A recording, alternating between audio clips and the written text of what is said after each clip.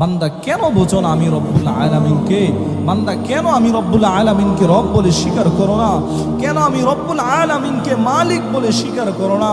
কেন দিন কি দিন নামাজ পড়ছো না? কেন দিন কি দিন রবকে ভুলে আসো? বান্দা আসো, রবের দিকে আসো, রবের দিকে আসো।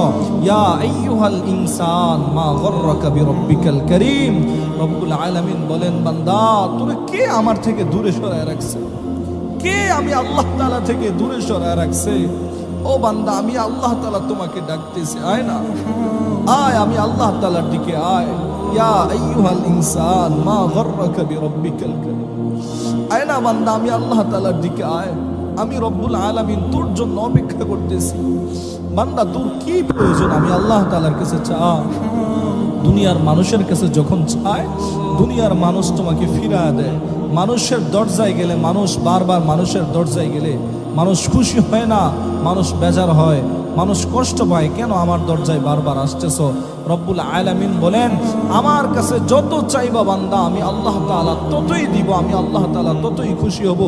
আয় না বান্দা, একবার আমি আল্লাহকে আল্লাহ বলে ডাক দাও, একবার আমি রবকে রব বলে ডাক দাও, একবার আমি মালিককে মালিক বলে ডাক দাও। আমি রব্বুল আলামিনের ছেলে নাই, মেয়ে নাই, আত্মীয় স্বজন, পাড়া প্রতিবেশী কেউ নাই। কুল হুয়াল্লাহু আহাদ আল্লাহুস সামাদ লাম ইয়ালিদ ওয়া লাম ইউলাদ ওয়া লাম ইয়াকুল লাহু কুফুয়ান আহাদ।